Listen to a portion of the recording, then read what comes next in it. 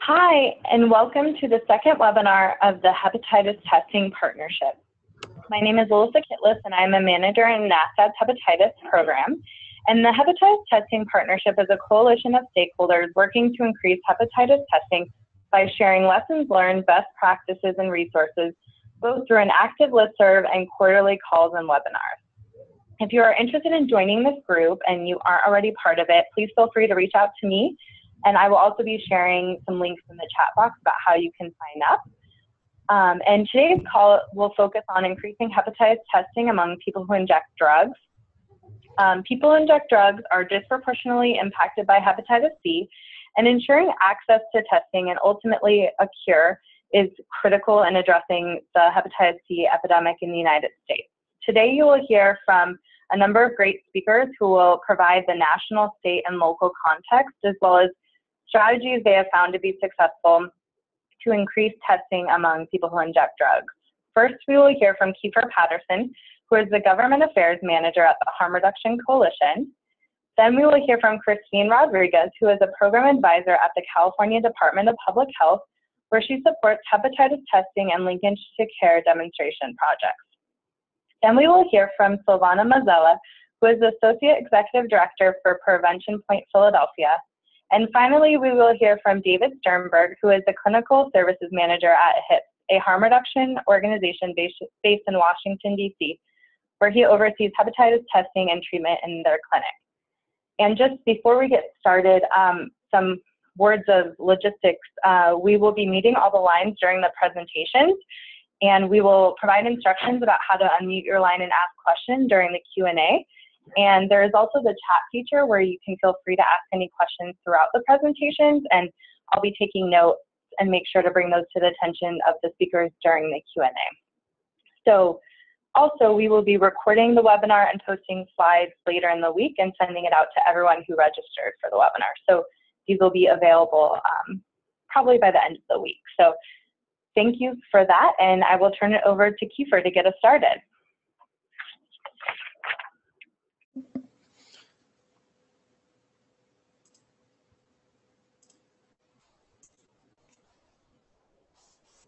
All right. All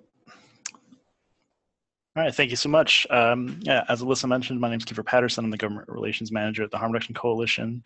We're a national advocacy organization that works on behalf of the health and safety of people who use drugs. I work largely in promoting harm reduction policy at the state, local, and federal levels. And I've been asked to give kind of a overview of what a comprehensive drug user health framework looks like, and also to talk a little bit about what that means in the context of hepatitis C. So why are people who inject drugs important in a conversation about Hep C? Well, I'm sure many of you know these statistics, but roughly 70% of all new infections of hepatitis C are among PWID, with massive increases in new acute infections as a result of the opioid crisis and increases in injection drug use as a result. So when we're talking about hepatitis C, you know, certainly your baby boomer cohort is disproportionately impacted, but really in this current context, we're talking about people who inject drugs. And so it's really critical that PWID are kind of centered in any of our hepatitis elimination work. And this is recognized by our National Viral Hepatitis Action Plan, which kind of begins to give us a comprehensive framework for drug user health. But it's really important to always remember that even if we're working in the context of public health and in an environment of at least some understanding of the complex lives that people who use drugs live, the highly stigmatized nature of substance use and particularly the impact of criminalization mean that people who use drugs are extremely vulnerable in the United States. And as such, it's important to always be looking at their health in the broadest and most holistic manner possible, beyond even just clinical interventions.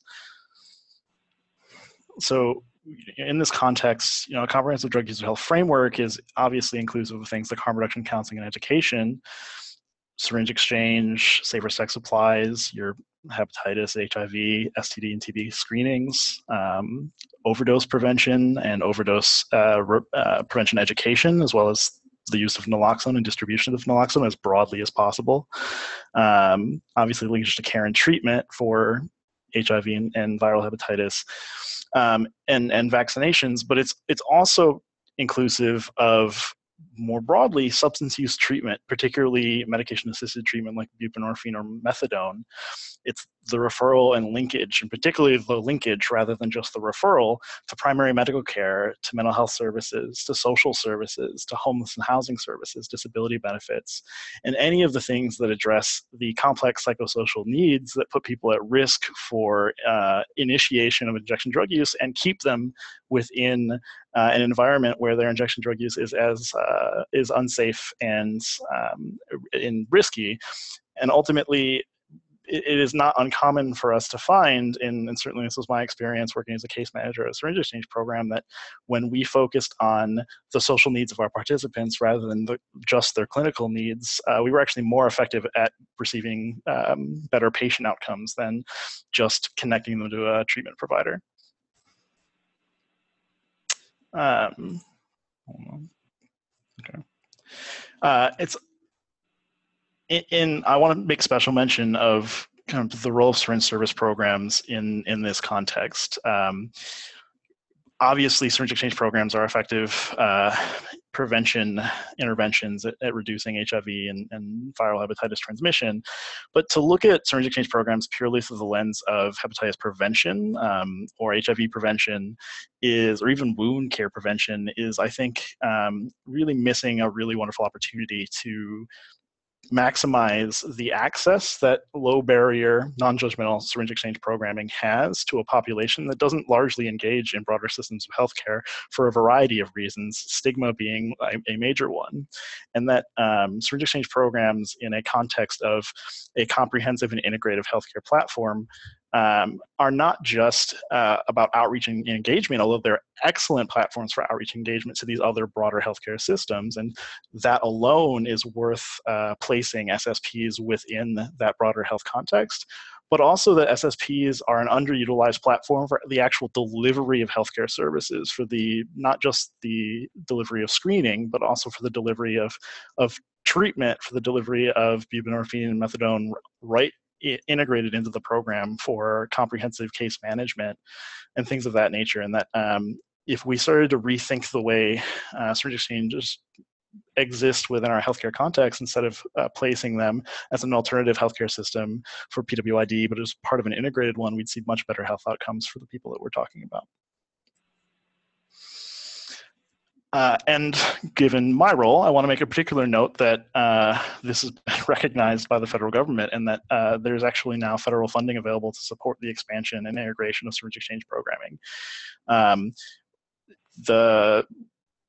The partial lifting of the federal funding ban means that it's still impossible for a syringe exchange provider to purchase syringes for SSPs, but they can support a wide range of additional costs. And in particular, the funding coming down through SAMHSA is really focused on bringing SSP providers into a healthcare framework and into the systems of care that SAMHSA administers. And this is equally true of DVH, which has focused a lot on reminding their broader community that SSPs for hepatitis, which I'll get into in a second, really need to be in this kind of integrated system of care. And while federal funding is available, I want to make a point of mentioning that implementation and the expansion of that funding has been slow, but folks are working at the national level, myself included, to make that happen. And so if you are working in a state that has legal syringe access legislation or is working on that and is looking to find a way to fund it, there is technical assistance available. But it's really critical to remember that if we're ever going to reach a place where we've eliminated hepatitis as a public health threat in the United States, it's going to be because we worked hand in hand with harm reduction advocates on the ground and people who use drugs themselves, that we've centered them in our prevention and treatment efforts, and that we've done away with the idea that syringe exchange programming is a purely prevention measure, and we've recognized that SSPs and the services that they provide are integral to all of our public health responses to viral hepatitis. And I'm going to let these other wonderful people tell you how that works. Great, thanks so much, Kiefer. That was a really helpful context. And now we're going to hear about what this looks like at the state level. So Christine, welcome, and thank you for sharing the great work you guys are doing in California. Thank you, Alyssa. Can you hear me? I can, and I'm just giving you access to control your slides now, so you should be all set to go. All right, perfect. So while that's setting up, just thank you. Yeah, so I'm Christine Rodriguez. I'm working at the California Department of Public Health, and I'm helping support the implementation of some testing and linkage to care demonstration projects around hepatitis C, focusing primarily on people who inject drugs. And so I just wanted to say quickly that, you know, if any of our grantees or any of our partners are on the line, I just want to say hi and thank you. It's a pleasure getting to present your work as a collective. Alyssa, my slides are not advancing. Real quick, do you want to try the up and down arrow? Apparently that sometimes works better than the left and right arrow on your keyboard. No. Okay. I can always just advance the slides. Sorry about that. Okay. This is kind of a touchy system, so sorry, but do you mind saying next slide? Okay, next slide. Sorry. Okay, no problem. Thank you. So just some background on the projects broadly. In July 2015, thanks in large part to a lot of great community advocacy, the legislature allocated $2.2 million a year for 3 years to the Department of Public Health to implement these projects. You'll see we're about 2/3 of the way through that right now. And the grantees are all in sort of different settings, different geographies, different approaches, but they're all working towards these 3 goals, using surveillance to improve HCV outcomes, which is happening in our northernmost project in Butte County. Hepatitis C testing and linkages to care, which I'm going to be focusing on today, and clinical care coordination. And so we have 5 grantees. I'll be focusing on 4 of them today. Oh, I did it on my own. Okay. I also just want to say quickly that a lot of great advocacy went into amending our state Medicaid treatment policy, right? So in California, we are really privileged to have a pretty comparatively permissive treatment policy. And so people who are actively injecting drugs are prioritized for treatment rather than barred from treatment. And I know that that is not necessarily the case for a lot of you in different parts of the country. So you can see on this map just sort of where our projects are. For some reason, the numbers 2 and 3 are ordered awkwardly, but they're still accurate. So you can see that it's happening sort of all across the state in different ways. So of course, just briefly, we're looking at, of course, client level objectives, which we're talking about today, sort of getting folks knowing their status, linked to care, all of those things, but also looking at the organizational and systems levels to try and reduce barriers and to try and build some capacity that ideally is sustainable in the long term. So we'll start with San Francisco Department of Public Health, starting sort of from the north and moving south down the state. Testing here happens through Glide Harm Reduction Services, a wonderful community-based organization located in the Tenderloin neighborhood of San Francisco. A lot of their work has focused in the last year in part around community education. And I want to highlight their work around prevention and treatment in particular, because even as recent as a year ago, the word on the street was still that interferon was the standard of care, right? And we know how horrible interferon treatment has been for people with poor outcomes to boot. So really getting the word out there about direct acting antiviral treatment has been really, really important, and word of mouth that has spread, and so people are much more sort of willing to even talk about testing, I think. and around prevention. So we know that HIV messaging through syringe exchange has been very effective for HIV. Unfortunately, Hep C is more infectious, and we really need to make sure that people know sort of all their works, all their drug using equipment, the surfaces. There's potential for transmission there. So in terms of testing, of course, on site at their offices, mobile and street outreach, always paired with other syringe services, and of course the referrals and such that Kiefer was talking about earlier. They have on-site phlebotomy, which we are learning is one of, not having on-site phlebotomy can be one of the biggest barriers, right, sort of out of the gate. And there's a clinic located right upstairs that is also really great about working with this particular population. And so there is a trusted referral source within STEPS, which is phenomenal and also pretty unique. So I wanted to share at least something non-text, these wonderful posters that they've created. These messages are resonating with the community, unsurprisingly, because they involve community in their development. Focus groups with drug users sort of put these towards the top. New treatments change the game. Come get your sterile stuff from us, and you might recognize some friendly faces. These are Glide staff, so you know, some familiarity without breaking any sort of client confidentiality. Moving down towards the Central Coast, we have Access Support Network in San Luis Obispo County, which we affectionately call SLOW out here. Of course, they're doing rapid testing on site, similarly to Glide. They partner with their county and alcohol drug facilities, their local syringe exchange, and are doing some select testing events. Similar story in Monterey County. They were recently able to reopen the syringe exchange in that county, which has been a really wonderful addition.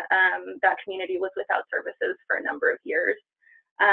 They are testing at drug treatment facilities, testing events. In this region of the country, there's kind of a dearth of phlebotomy professionals for you know, whatever reason. And so right now, phlebotomy is only available at the local labs and has been challenging, honestly, both for clients and for staff trying to get their jobs done as well. Moving down to LA, St. John's Well Child and Family Center is an SQHC working primarily in South Central LA. Internally in their clinic, they're choosing to do universal testing of their patient population between all of the sort of risk factors. They think they've got kind of enough going on with their patients that it's worthwhile to do that. And also reviewing their electronic medical records for folks who have positive antibody screening, but no sort of RNA diagnostic test, right? To get those folks who are already in their system moving along the cascade of care, which is essentially the model that Butte County is taking at a county-wide sort of local health jurisdiction level to better target and serve their drug-using communities. They're subcontracting with LA Community Health Project, the syringe exchange that works around Skid Row and a number of other communities around LA. Some folks may remember them as Clean Needles Now. They are able to do phlebotomy and linkage via St. John's Mobile Clinic that will come try and park sort of as close as possible to folks' encampments and things like that. And they're also working with Tarzana treatment centers to get testing into those drug treatment sort of / primary care hybrid clinics, which has been wonderful. They're starting to do rapid testing again at their syringe exchange and reviewing their electronic medical records to make sure that all of their patients who are there receiving methadone or buprenorphine are also offered testing for hepatitis C. Obviously a trend, you'll see that folks are finding what works and doing that, rapid testing at alcohol and drug, at syringe exchange, and at these community events that really make sense. Family Health Centers of San Diego is a really pretty well-resourced SQHC network. They are very lucky to have in-house phlebotomy, in-house labs, linkage to care right there, and a really great sort of physician advocate who's bringing this program all together and really working on cross-training staff to make sure that people have sort of multiple competencies and linkage and moving along those steps in the cascade is as sort of seamless as possible. So we won't be presenting any numbers data right now. We're still in the middle of collecting all that and look forward to being able to share some of that in the future. But some of our initial lessons learned across themes, I would say that despite all the approaches, sites are really moving towards this comprehensive care model, which is what Kiefer was alluding to earlier, right? Like really seeing folks as whole people with social needs, with spiritual needs, with like just real practical day-to-day, I need some place to sleep tonight needs. And so while we have these goals split up sort of arbitrarily in sort of pieces of the care cascade, really everyone is looking to see everyone through to cure, which is really wonderful and really exciting. On a practical level, on-site, same day, and culturally competent phlebotomy at the time of rapid testing, we're finding is extremely, extremely important and can really cut down some of the time that people are spending trying to get sort of navigated through care. I can't understate the necessity of a comprehensive harm reduction approach, like Kiefer was talking about just a minute ago. The approach has to be there from top to bottom, right? It has to be there for effective outreach. Phlebotomists have to know how to deal with drug users' veins, especially some folks who've been, maybe shooting up for decades. And the clinicians need to believe that drug users should be treated for Hep C and can be cured, all of which is true. So the approach is important, and meaningful partnerships is incredibly important, right? So I know that this has been an issue in research in the past, but drug users are not available at Syringe Exchange just to be research subjects or become deliverables on folks' grants. That's all really important work, but we need to make sure that these are partnerships that are mutually beneficial, right? And then sort of finally, the importance of drug users' trust. There's sort of nothing bigger, and that's the sort of point of the whole approach, right? And this goes for not only the organizations that are directly serving drug users now, right, but also for the folks that you're going to be referring to, the folks that are handling the linkages to care, because if you're perceived as sort of knowingly exposing folks to stigmatization, marginalization, just really bad treatment, that's going to affect your reputation in the community as well.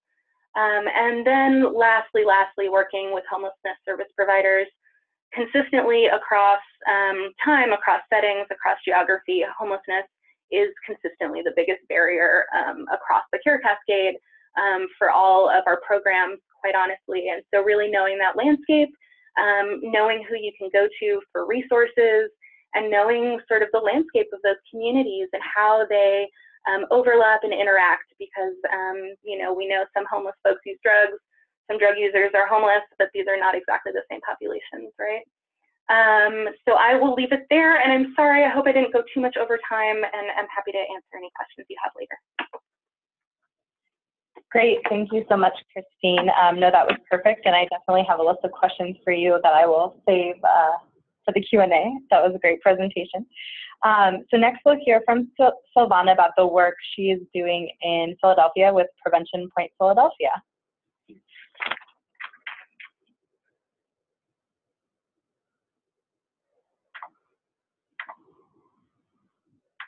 Silvana, can you hear me? Oh, yeah, perfect. Okay. And I gave you control of the slides, so you should be able to advance them as well. Okay. Okay. So we have been doing testing, linkage, and referral for the last few years since 2012. We had been doing extremely limited testing before then, but we're able to change that a few years ago. Okay, and I'm having trouble advancing the slides. Okay. So just to echo what was said earlier by several people, Our population faces unique challenges. So we are disproportionately affected by hepatitis C. There are really unique barriers to getting tested. And in Philadelphia, at least, even though there is now a lot of testing and there are more providers treating, up until fairly recently, other than at the Syringe Exchange and the health department, there was very little community-based testing, and in hospitals and other healthcare settings, people who were able to get tested were getting tested if they were already in primary care or some other chronic disease management. As was stated previously, we have a lot of other social issues that drastically affect people's ability to get care. And the first one, as already said, housing instability and homelessness, needing to prioritize other social issues first before treatment. I'll talk about this a little bit later, but all of the misinformation around when you need treatment for your hepatitis C and whether or not it should be treated.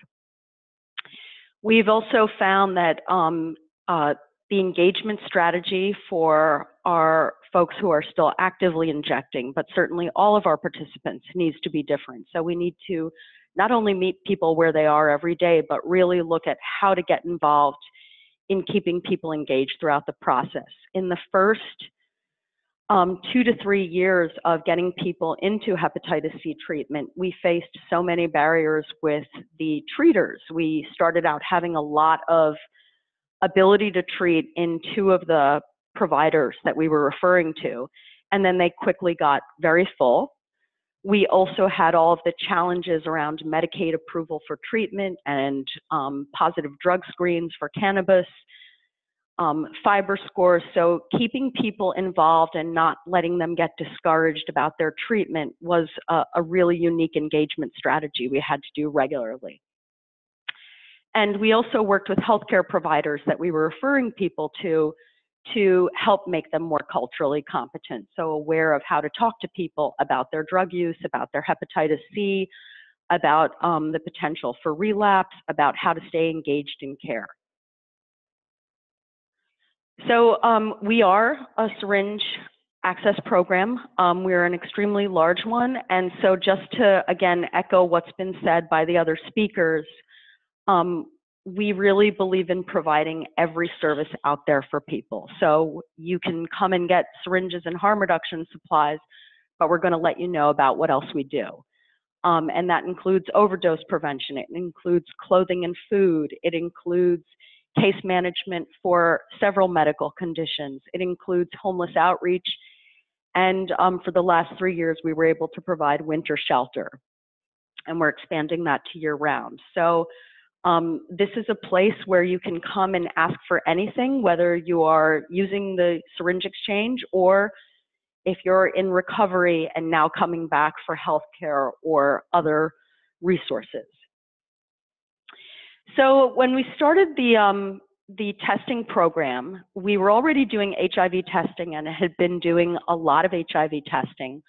We looked at the literature, talked to other programs, and thought that we could really not only increase hepatitis C testing, but even our HIV testing if we bundled the test. And so that is what we did. We offered it as 2 tests at one. We did the 2 tests.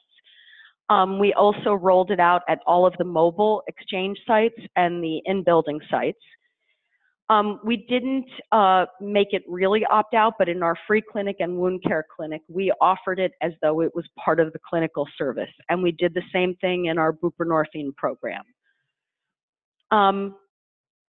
We also worked to co-locate the RNA testing. So we were really fortunate that we have a great health department in Philadelphia, and the adult viral hepatitis program not only helped us with rapid kits, but with confirmatory testing. So that started out, we played around with different days that were better for confirmatory testing, but we were able to expand that at a certain point.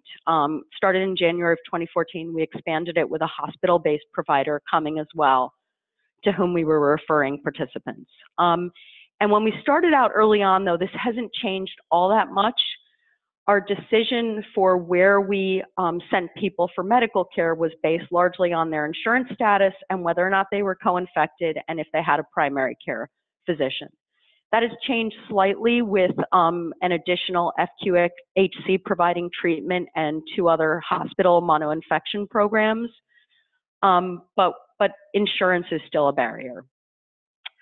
One of the other 2 big changes that have happened recently, though they haven't changed the landscape just yet, is that we have an elimination project in Philadelphia starting soon that is going to work with the 6 new medication-assisted treatment centers of excellence, and then the health department AIDS activities coordinating office is starting a co-infection initiative. But you know, what hasn't changed that much in the landscape is that there are very few people doing community-based testing. The FQHCs have really ramped up testing. And there are some very limited navigation projects. So our testing protocol, kind of talked about this before, is that we offered in the exchange. We try to make the offer routine at registration and at return visits. With the volume that we have in the exchange, it's hard to always test everyone that wants a test, but we have a lot of people come back saying they'll test again, or they'll test at a different time. In the buprenorphine clinic, we have made testing a standard of care. So we go through a cascade for every patient in the clinic. We know who hasn't had a rapid test, who hasn't been confirmed, who's been confirmed but not linked or denied treatment in a previous year, which unfortunately is a problem. We have the same model in the intensive case management programs, and we have an HIV primary care clinic here 1 day a week with another provider. And so everyone in that clinic is also looked at through a cascade. We know every single clinic day who we are sending a tester into the room to talk to, who is getting confirmed by a medical assistant, and who's meeting with a case manager specifically about their hepatitis C linkage. And it's targeted. We offer testing to anyone else that asks and through all of the other services, but our big focus is in the exchange and in the HIV and buprenorphine clinic. The confirmatory testing, we do that based on the rapid result, but we also work with the health department to consent someone and find out if they have been confirmed in the past. And then we move on to linkage. And this model, where we've done it in targeted programs, has really worked the best. Everyone gets harm reduction counseling, and everyone gets offered linkage to other services because, as stated several times, we're really working on addressing the whole person. If you're not motivated to work on Hep C right now, what are you interested in working on? How can we help you? And that can be ID, it can be reconnecting with family, it can be getting more harm reduction services, it can be drug treatment, it can be housing. So our biggest innovations and lessons are that if we can bundle the testing for hepatitis C with HIV, we increase uptake for both. We know that our community is very motivated to know Hep C status, but there is a lot of misinformation. So we've really focused on providing a lot of education. What's different in treatment now than before? There are new treatments. Why is it important to get treated? A lot of questions are, well, one doctor told me I have hepatitis C, and they told me I didn't. Nobody knows what they're talking about. So education throughout the process is critical. We know that when we can provide, and we can't every day because of who's able to do the phlebotomy, but when we can do the RNA testing on site and co-locate it right after the rapid test, we drastically increase not only the confirmatory rate, but the ability to link people right away. Providers provide staff on site to help with the phlebotomy, who we will be referring to for treatment. We also drastically increase linkage to medical care. So to date, the first 2.5 years were our slowest testing years. Our biggest limitation right now in testing is having enough test kits. We've tested well over 3,000 people.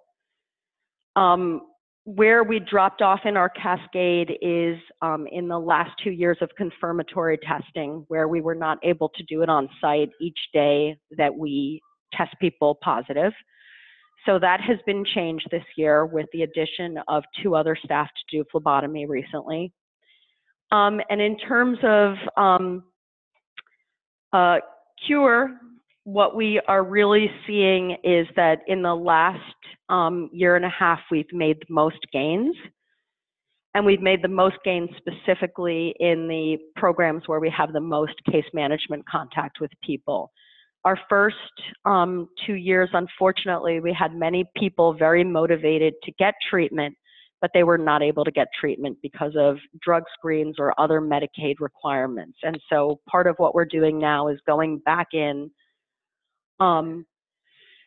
to the exchange and the other services and saying to people, hey, you were not able to get treated before, but now you would get approved, and trying to relink people.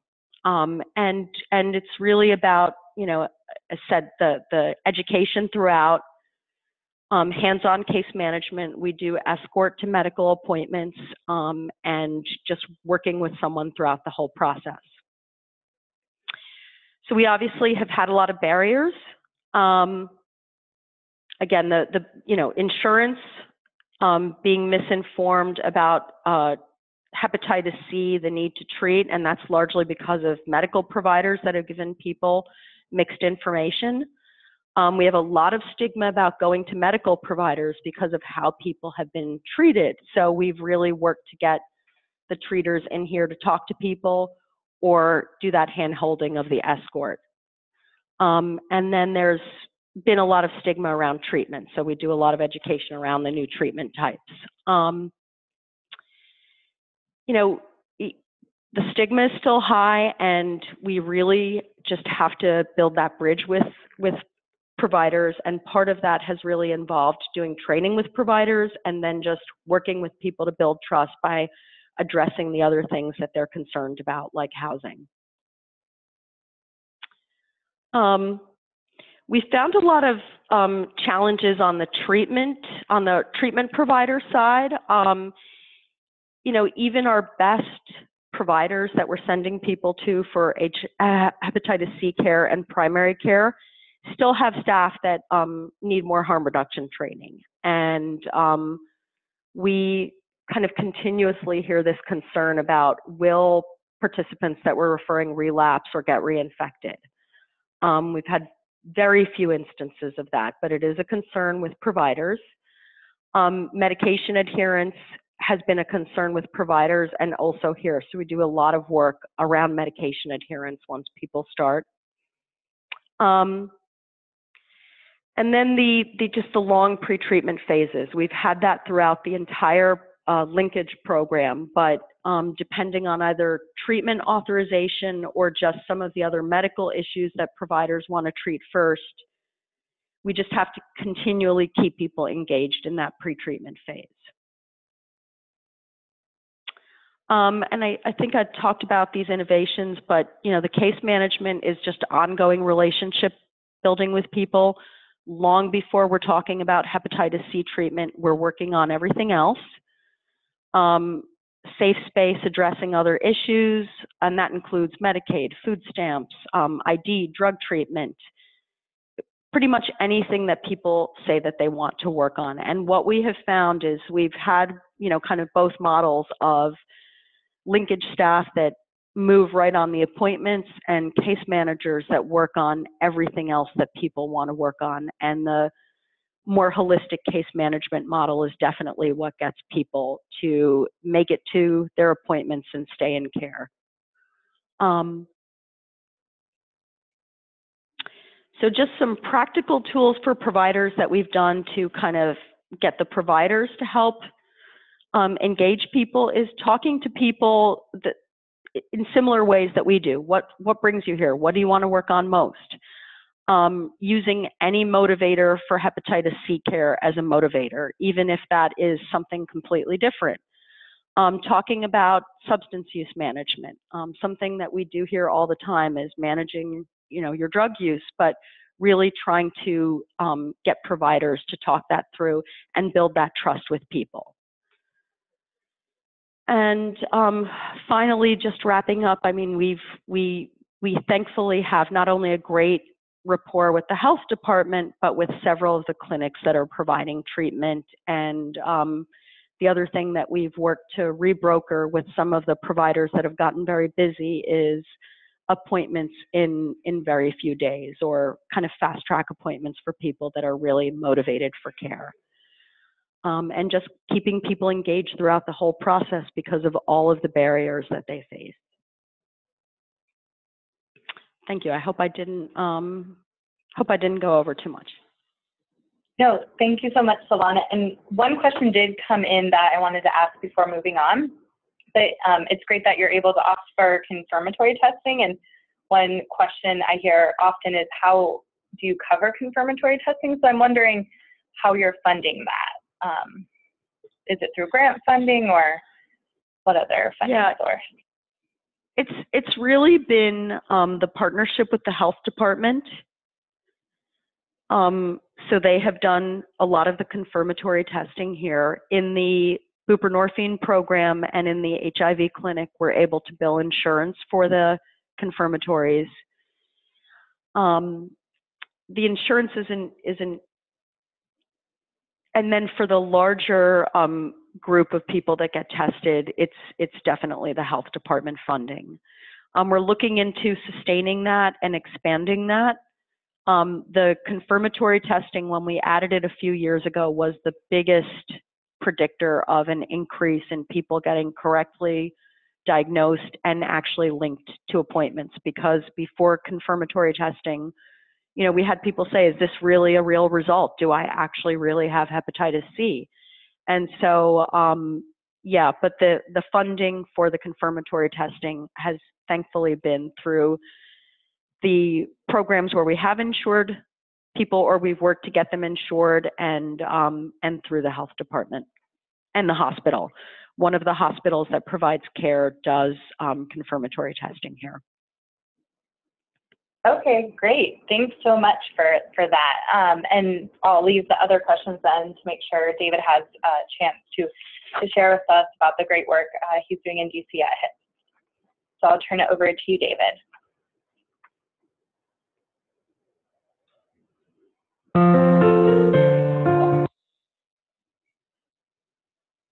Good evening or afternoon. Hi, my name is David Sternberg. I'm the Clinical Services Manager at HIPS. HIPS is an amazing harm reduction organization in Washington, D.C. that works with communities that have been impacted or are impacted by sex work and or drug use.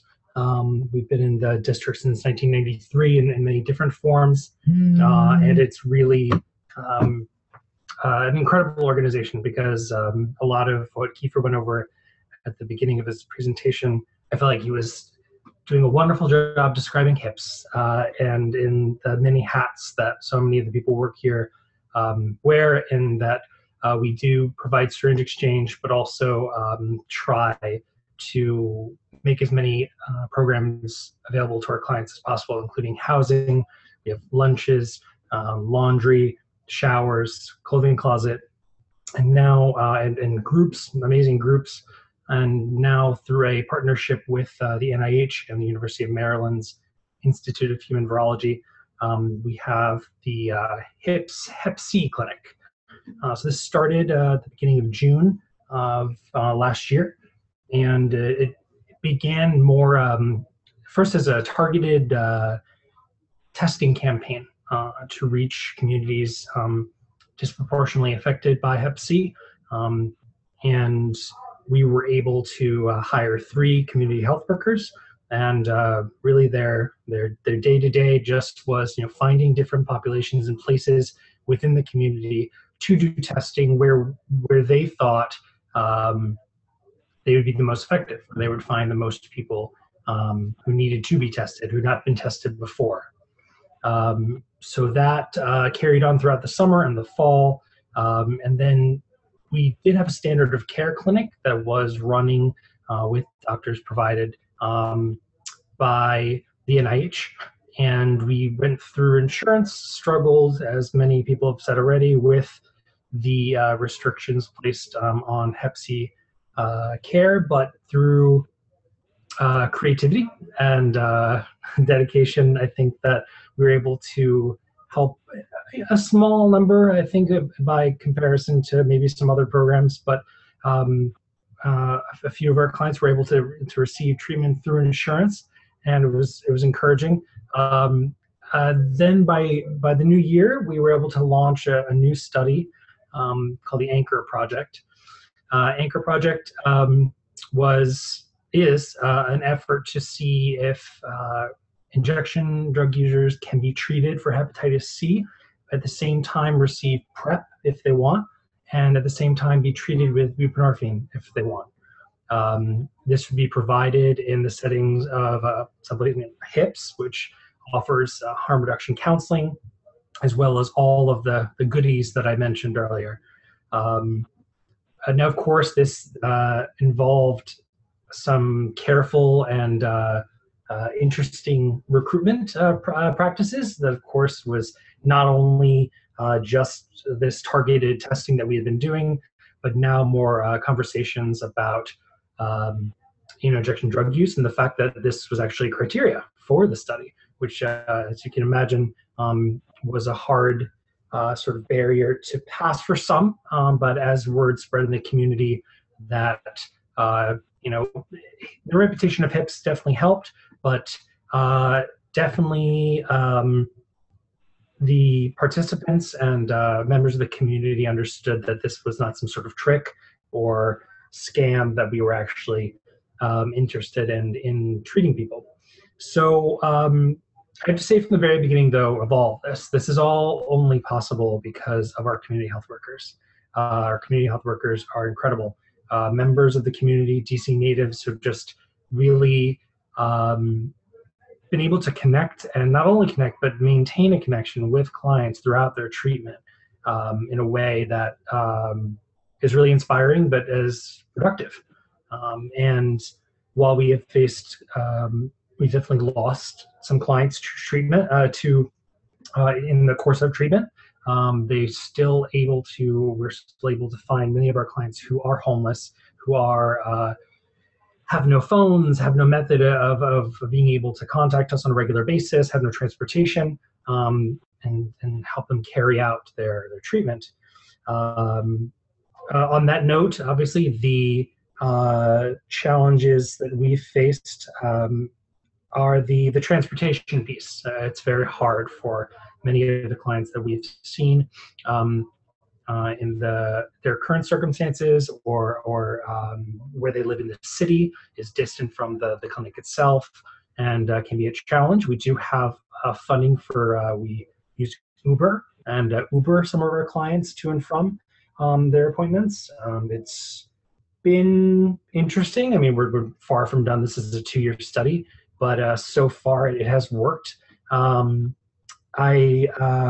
The phone piece is huge. I kind of wish that there was a line item for burners, because it's very, very challenging. We spend a lot of time in trying to find our clients in the course of their treatment. Phones are disconnected, minutes run out. Relatives no longer want to talk to other relatives, and so it can be hard to pass on messages. And so to the Anchor study, right now we have 23 participants who have started the Epclusa treatment for Hep C. About half of those are also taking buprenorphine, and about 90% of those are taking PrEP. In the last year, so since June, we've tested about 600 and counting individuals in this city, and right now about 28.1% of those tested positive on the rapid test. From there, we were able to link about 68% of those tested positive to more than one actual follow-up appointment. So, I mean, talking about it, whether it be standard of care or the study. But we were very proud of the fact that 97% of the clients that tested positive on the rapid test were at least able to be scheduled and connection to be made for an appointment, whether it be with us or another provider. The ongoing issues in DC, I mean, obviously this is a city that feels the burden of injection drug use and thus the risks that come with it. I am particularly proud of the cultural competency piece when it comes to medical providers. I think the medical providers that we have learned a lot about what it means to provide medical care steeped in harm reduction. There have been some painful moments for sure, but I think that, and we're now working closely with George Washington and Georgetown medical schools to see if this is something, specifically working with injection drug users, if this is something that can be worked into curriculum, so that this is not such an alien concept to young doctors. And just to echo what was said, the phlebotomist piece has been exhausting.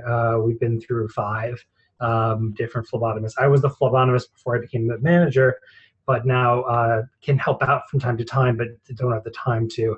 And so we have finally found a phlebotomist who is both skilled and both culturally competent and able to provide the care that we need. So yeah, that is that's what's up. I'm sorry, I'm a little tired. Clinic just wrapped up, and I apologize if there's any noise in the background, but thank you so much for listening.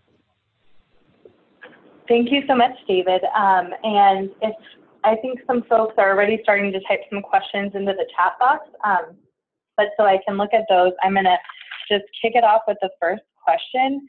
And I'm gonna start with, for you, David, would you mind just mentioning, you mentioned using community health workers as part of your testing strategy, but were there any other outreach or promotional efforts to raise awareness and get people in to get tested to then, become eligible for treatment and things like that?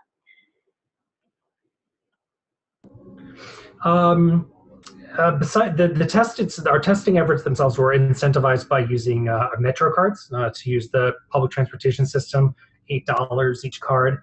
Incentivized testing is in Washington, D.C. is a familiar concept. A lot of our clients will often open with, would you like to get tested? And the response is, can I get a card? So we found that this was something obviously that we were happy to provide both the service and the card itself. But we actually kind of stayed back from flyers, cross-promotion in different clinics. We wanted to see what the community health workers could do. And specifically because the study is asking for the clients to state very clearly that they are actively injecting drugs and that there are going to be questions that are regarding that fact. We wanted also to not keep things on the DL, but just be respectful of privacy. And so it was wanted to be more word of mouth than sort of an open campaign.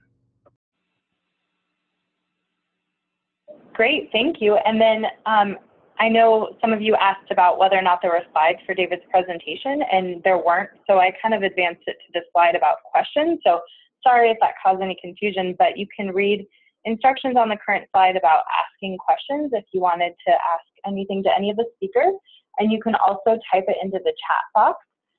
And I don't see any that have come in yet. Do any of the panelists have any for the other speakers?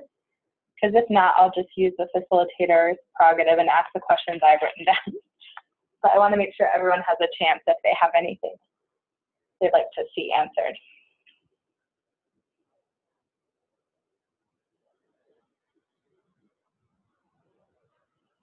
All right. So Christine, I have a question for you. And thank you so much for sharing about all the different demonstration sites and the different approaches that they're taking to increasing testing.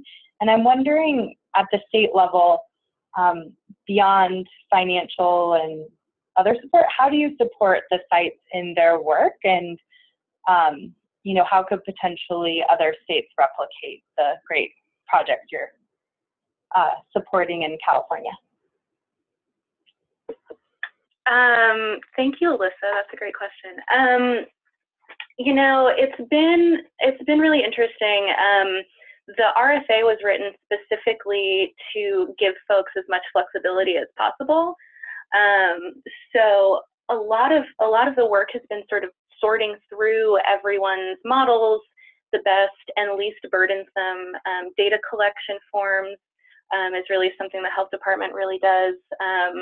You know, we have on our team sitting here with me, you know, someone fully dedicated to evaluation and managing the data.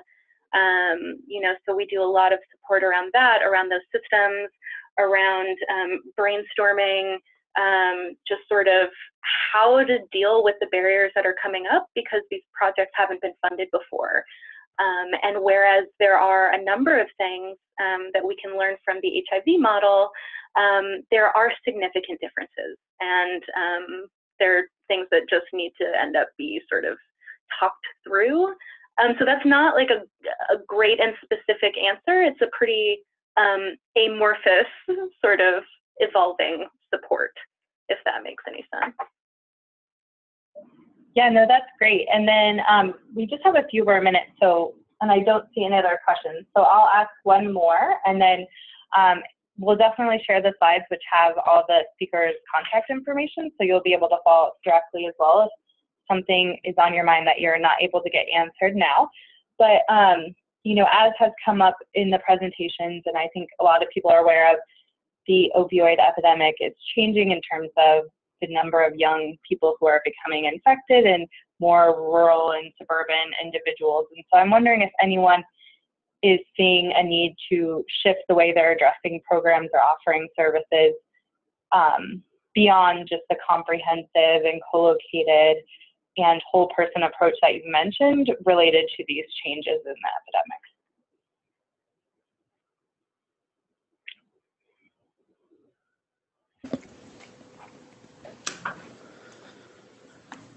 Well, I mean, I can speak to some of what I've seen from my position at the national level. Great. The shifts in the introduction of a lot of heroin and injection drug use into rural communities in Appalachia and beyond. Well, you know, not new. You know, certainly to a scale these communities have never experienced before. Has certainly led to a rush in legalization of syringe access programming and in some cases improvements in state Medicaid policy around substance use treatment access, hepatitis treatment access. But the main piece that is different in these environments than a city space is just the geographic scope of the area and the logistical problems that come from that, but also, you know, these are often jurisdictions that don't have a lot of health spending, and harm reduction interventions, which are already difficult to fund in many urban environments, are incredibly difficult to fund in these environments, and that need, it was a big part of where we saw this shift at the national level to allow for federal funding. I mean, we've seen a 25 to 40% increase in the number of syringe exchange programs operating across the country in the last 2 years. But we have not seen anything near that level of increased funding. So it becomes a resource problem, and people have had to get pretty creative in figuring out how to fund these interventions.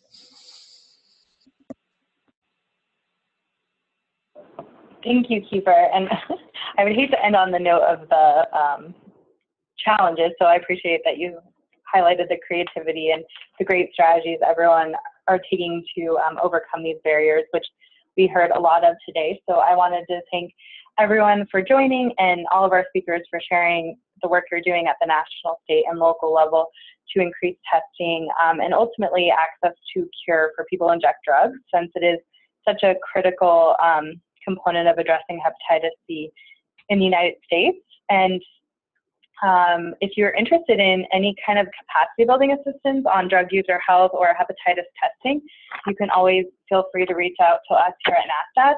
I included our contact information and then have also shared a lot of the speakers' information, so please be in touch and let us know if there's any other way we can support you. So thank you for joining us today, and I hope you have a wonderful day.